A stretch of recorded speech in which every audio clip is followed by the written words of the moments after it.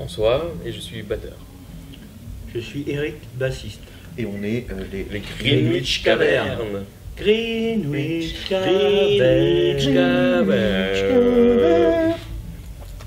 Alors, pour commencer, depuis quand avez-vous créé le groupe, non? Moi Bon, On a créé le groupe en 2006-2007. On avait été à New York à l'époque, faire un peu les cons, et puis on avait fait un bœuf avec des potes. Et on a été dans un bar qui s'appelait La Caverne, à Greenwich Village. Et puis on s'est dit, on va monter un groupe de rock et on va s'appeler Greenwich Cavern. Cavern. Sachant que cette histoire-là, en fait, c'est pas avec nous Voilà, ils musiciens. étaient pas là. Nous, C'est avec d'autres musiciens, et nous, on est arrivé, le groupe dans la formation qu'il existe, tel qu'il est aujourd'hui, à 3 ans. Donc avant ça, vous ne vous connaissiez pas, c'est la musique qui vous a rassemblé. C'est ça. Bah, on est passé sur Mythique, en fait on s'est connu sur Badou. on s'est j'ai dit sur Badou et lui sur Mythique. Et donc lequel des sites est le mieux? Badou, c'est plus Adopte un mec.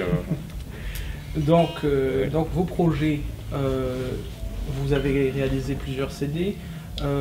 Est-ce qu'il y a des scènes de prévues cette année, à part le Lagrange Music Live? Donc alors là, ce qui se passe, c'est notre dernier concert de cette saison. On va prendre un peu de repos pour l'été. On a un peu forcé sur la machine puisqu'on préparait cette jolie petite bête qui vient de sortir. Donc on passait 4 mois enfermés dans notre studio, fabriquer donc le dernier album. Et donc on prend un peu de vacances et on rattaquera dès septembre en fait. Il faut dire que depuis 1 an et demi, on a fait quasiment 150 concerts, tout en enregistrant l'album. Donc on est un peu fatigué. Ouais. Oui, donc 2 mois de vacances, ça fera du bien. Oui. Et donc encore une question.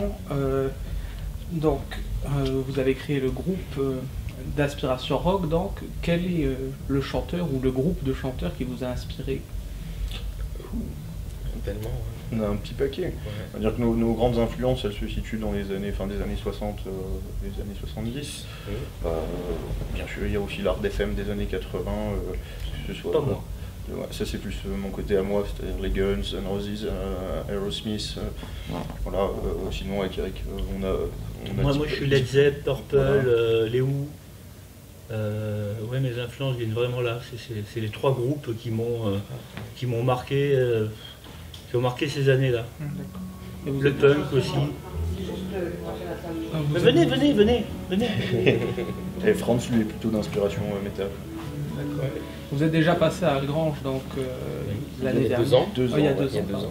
Qu'est-ce que vous avez pensé du public algrangeois? On a passé un bon... Parce qu'on venait de sortir ce simple qui s'appelle Salem, et qui a été un peu qui a été beaucoup le simple qui les a fait connaître dans la France entière. Donc il est passé sur toutes les radios et on était venu chanter Salem, mais c'était en playback.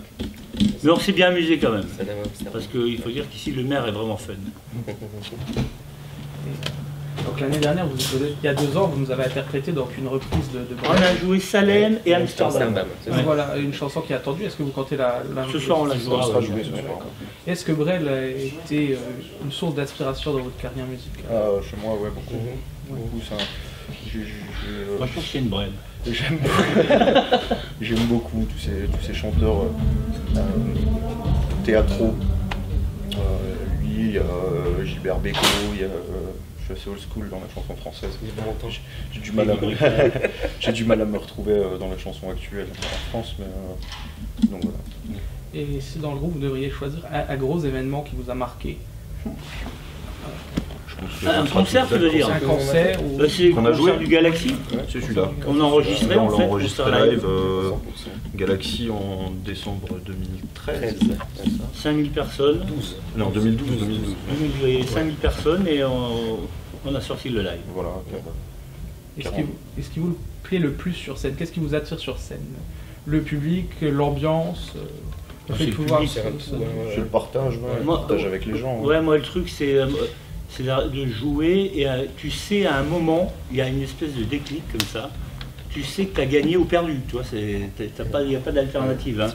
Donc, mais quand tu sais que tu as gagné, que tu captes les regards, que tu captes l'attention, tu te mets à mieux jouer, à être plus séducteur. C'est un moment, ça dure 1 seconde, c'est magique. Le déclencheur, ouais. Ça déclenche tout le concert. Il nous est arrivé de jouer et puis, pendant 1h30 et puis il se passe rien, quoi. Ça arrive à...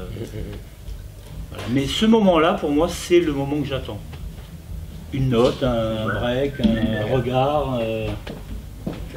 Toi? Moi, c'est le plaisir de jouer avec Philippe Crinière qui passe devant la caméra. Mais il n'a pas fait exprès. Ben, c'est moi qui dessine ses maillots de bain, de toute façon. Ah, il s'est changé quand même.